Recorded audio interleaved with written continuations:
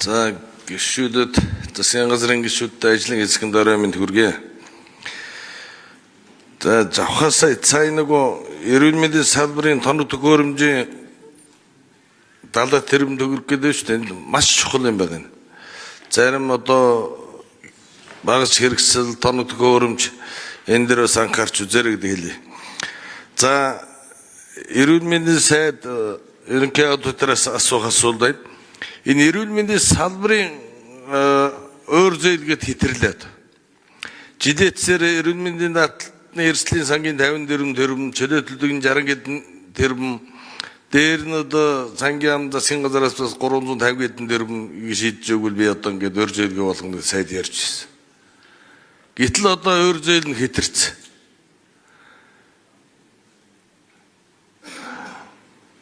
Жишээлбэл одоо 1-р аймаг, 2-р аймаг, 3-р аймаг хавдар суудлын үндэсний төв, халдвар төвшин суудлын үндэсний төв, их хүүхдийн эрүүл мэндийн үндэсний төв, гэмтэл сувгийн 7 том аймаг одоо хичнээн өөр зээлтэй байна.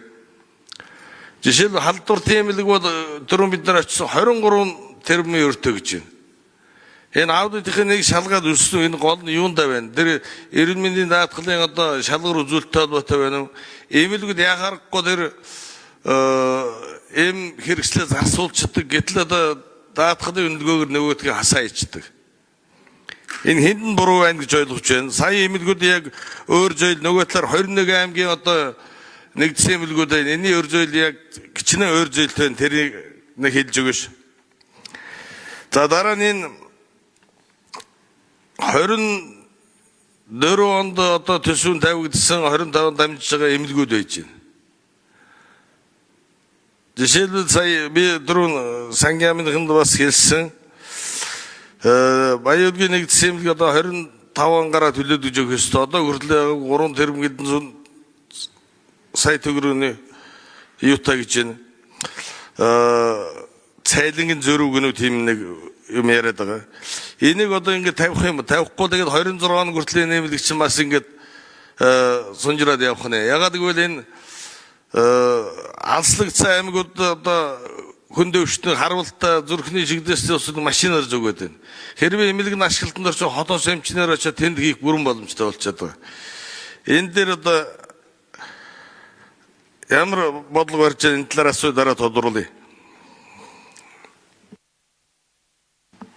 За Чимбүрэн сайд хариулъя. За байсан гişүн тийм ээ. Одоо эрүүл мэндийн салбарын өрөөл хитэршээ. Сая 24 оны гүйцэтгэлийн араас бол бараг 360 тэрбум төгрөгийн өртөө гараад 2025 оны санхүүжилтийнхаа дүнгээс өмнөх өрөө нөхөөд нэгсэн урд ормогоо хойдормоор нөхөөд явж байна. Одоо энэс гаргалга маш хэцүү байна. Дэлхийд даяараа геополитик хямралтай, эдийн засгийн хямрал болсон төсвийн тодгол хийхгээ сууж байгаа 3.3 их 80 төгрөг төсвөөсөө хэмнэх гээд бид тодгол хийх гэж байна. Юу нэмэх мантай байдалтай, хүнд байдалтай байж байна. Тийм учраас би салбараараа бас одоо үнэ ярьж энэ нөхцөл байдлаасаа салбараа илгээр нь хэвтүүлжгүй байх гаргалгаа стратеги төлөвлөгөөгөө боловсруулж байна. Энийгээ ч гэсэн бид одоо ард иргэдэд үнэ хэлэх хэрэгтэй. Үнэ хэлээд эрүүл мэндийн салбар нь өөрөө үр ширэндээ баригдаад тэгээд одоо илгээр эвтэж болохгүй. Тийм учраас одоо хамтын төлбөрийн асуудлыг бид ярих хэрэгтэй болж байна. За дээрэс нь төлбөртэй тусламж үйлчилгээг инфляцтай уялдуулаад 20-25 нэмэхгүй болохгүй болж байна. Дээрээс нь сая одоо ярьж байгаа тэр банк санхүүд алдсан байгаа бараг нийлүүлээд нэмэх юм бол 30-75 тэрбум нэмэх юм бол 110 гаруй тэрбум төгрөг байна. Энийг яаж хурдан авах юм? Энийг яаж одоо буцааж даатгалын сангийн өрөө нөхөх юм гэдэг олон асуултууд бидний одоо том энэ засгийн газрын бас одоо сорилт болж байна. Тэгээ энэ болгоны цаана гарахын тулд одоо бид зөв тогтолцоо, зөв стратеги гаргахаас өөр одоо аргагүй болсон. Тэгээ энийг одоо үнэ хэлнэ. Энэ төлөвлөгөө боловсруулаад та бүхэндээ танилцуулнаа.